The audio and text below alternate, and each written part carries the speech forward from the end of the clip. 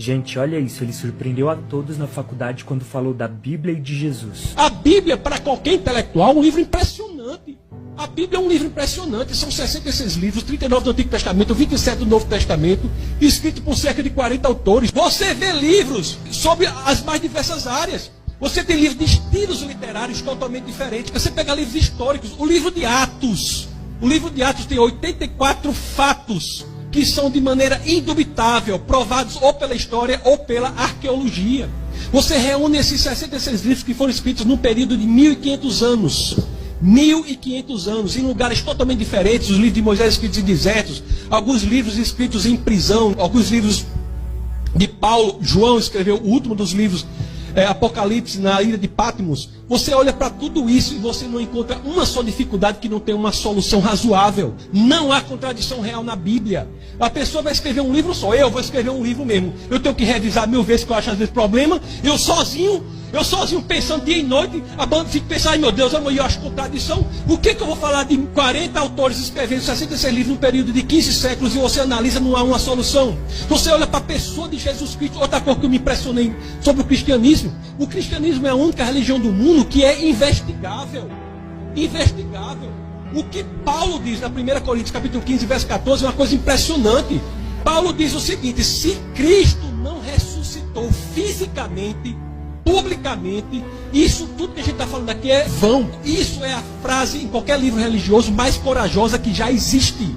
Porque ele está colocando todo o sistema de cristianismo com base num fato público que pode ser investigado historicamente.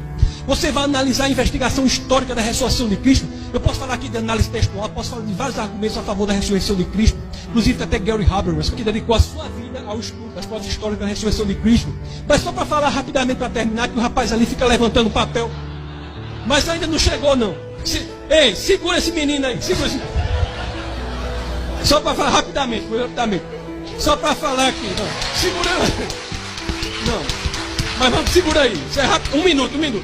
Mas só vou falar só isso para você falar que a gente aqui não está lidando com a ficção. A gente não está lidando com a brincadeira. Você olha que a ressurreição de Cristo é uma coisa impressionante, tem várias provas.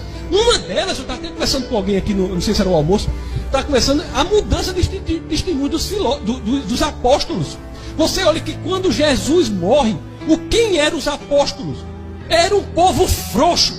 O povo frouxo, povo covarde.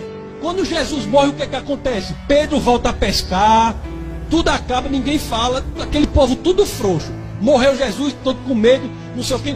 A experiência do Cristo ressuscitado, resurrecto, juntamente com o que acontece em Atos 2, você pega essa experiência, muda radicalmente a vida dessas pessoas. Como é que pessoas tão covardes, tão temerosas, se tornam pessoas tão corajosas, que se deixam torturar, perseguir, torturar e morrer, sem negar o fato histórico da ressurreição de Cristo.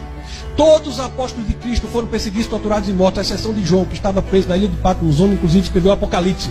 Todos os demais foram perseguidos, torturados e mortos sem negar. Por que teriam feito isso se isso não fosse a verdade? O que foi que ganharam com isso? Cristo é a verdade. Eu estou terminando agora. Cristo é a verdade. Se você analisar, essa é a verdade.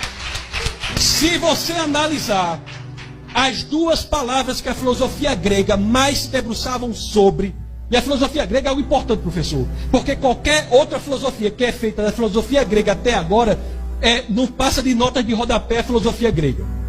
A filosofia grega se tinha duas palavras com as quais eles lidavam e eles pesquisavam. Uma era a verdade, que em grego é aletheia. A outra era o fundamento, a essência, a razão do mundo, que era logos. Você vai para João 14,6, o que é que tem lá? Eu sou o caminho, a verdade e a vida. Ou seja, eu sou Rhodes, aletheia, a verdade, e a vida zoe. Eu sou a verdade, ou seja, é a única pessoa que